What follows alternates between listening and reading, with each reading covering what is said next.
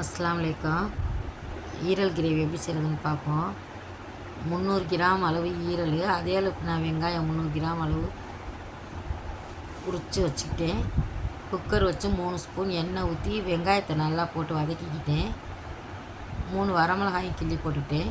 இப்போ ஈரலும் கழுவி சுத்தம் பண்ணி வச்சுருக்கேன், கட் பண்ணி அதையும் போட்டு உப்பு தேவைக்கு ஏற்ற மாதிரி போட்டு மஞ்சத்தூள் 1 ஸ்பூன் போட்டுக்கிட்டேன்.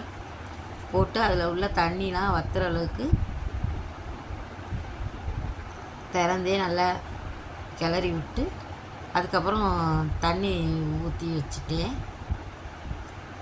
திறந்து நல்லா 10 நிமிஷம் பச்சை ஸ்மெல் போகிற வரைக்கும் வச்சுட்டேன்.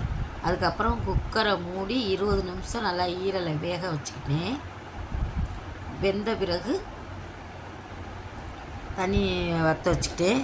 இப்போ மிளகு ஜீரகத்தூள் 1.5 ஸ்பூன் போட்டுக்கிட்டேன். ஜீரகத்தூள் 4 ஸ்பூன்னா மிளகு 2 ஸ்பூன் போட்டு வறுத்து மிக்சியில் பவுட்ரு பண்ணி வச்சுருந்தேன். அதில் தான் இப்போ 1.5 ஸ்பூன் போட்டுக்கிட்டேன். ஈரல் கிரேவி ரெடி ஆயிடுச்சு.